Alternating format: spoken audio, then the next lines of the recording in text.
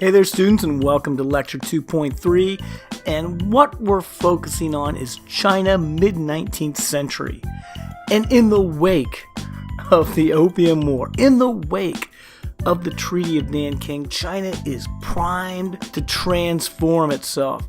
And unfortunately, these transformations are not going to be positive as far as the Qing dynasty is concerned.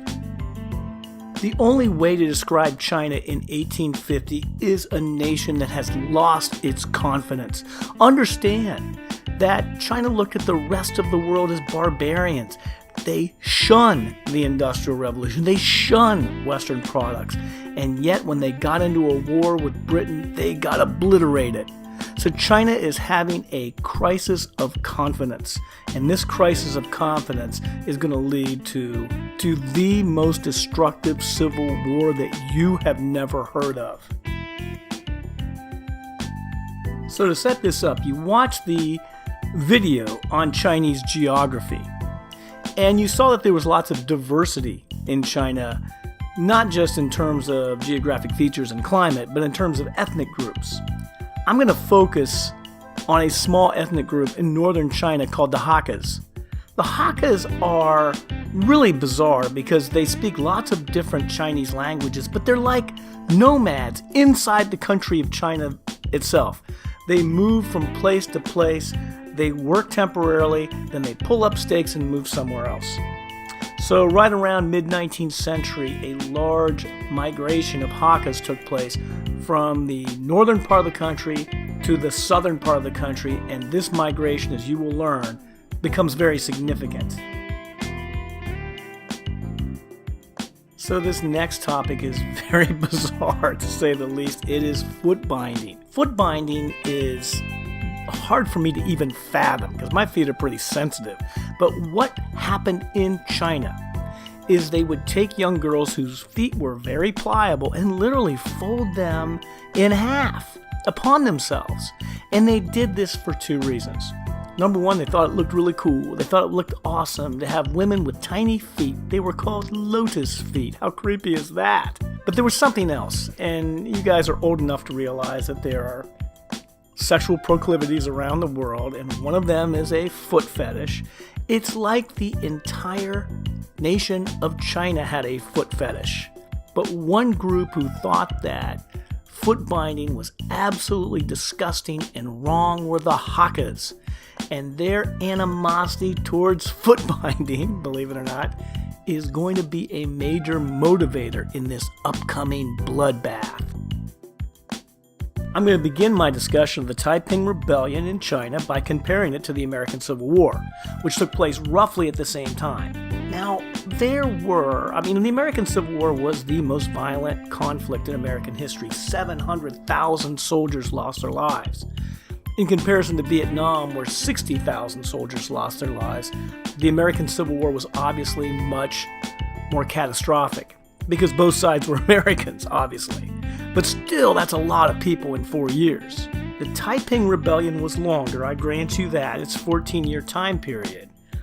But they have no idea how many people in China lost their lives during the Taiping Rebellion. Conservative estimates put it at 20 million. That's 3 times more than the Holocaust. Wow, 20 million. And this was back when there were fewer people in the world. Aggressive estimates put it at over 70 million, which would make it one of the most bloody conflicts in world history, and you probably never heard of it. And that's what I think drives people insane in China about the United States. We have this air of self-importance, and yet our Civil War, in terms of its destructiveness, was dwarfed in comparison to this Chinese Civil War. And it's just one Chinese Civil War. To set up the Taiping Rebellion, I have to talk about this fascinating character called Han Shi O Chu Wan.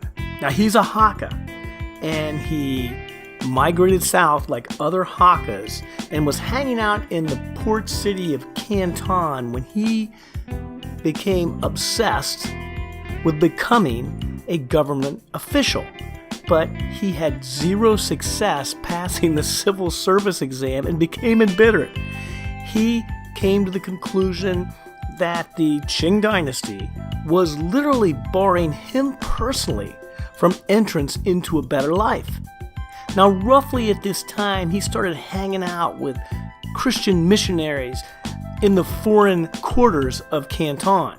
He became impressed with Christianity, but he wanted to morph it into a more acceptable philosophy for Chinese.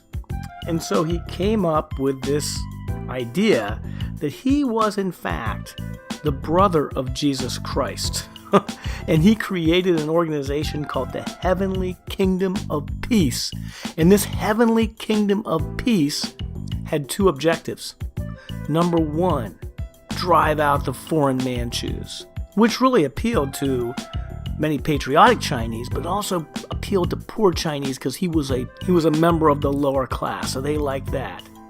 Here's the other part. He became vehemently anti-footbinding, which interestingly enough is going to appeal to Chinese women who joined the Heavenly Kingdom of Peace in droves and are going to fight in battles in this Taiping Rebellion, which was unheard of for Chinese women at the time. In this class, we're going to write a research paper, and if you're looking for a really interesting topic, you could write about the Taiping Rebellion.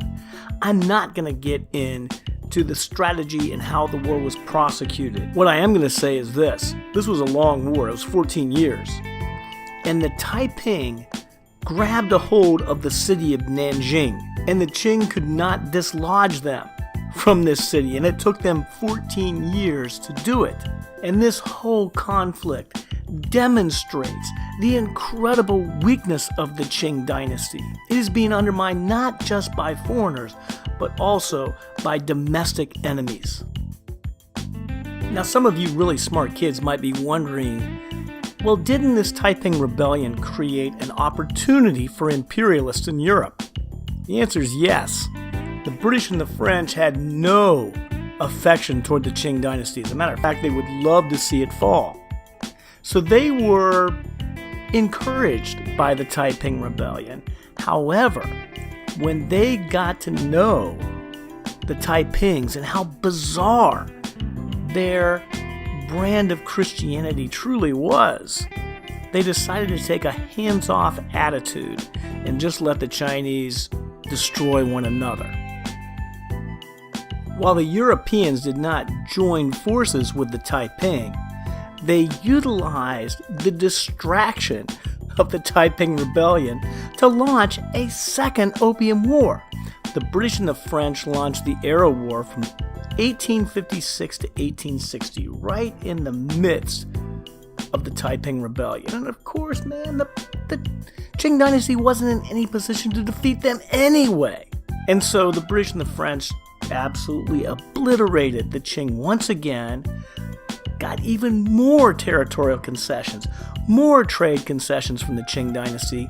And then once the Qing dynasty was properly humiliated and disciplined, they decided to give the Qing dynasty supplies, material, weapons, so they could defeat the Taiping. But only once the Qing dynasty became submissive to the Europeans.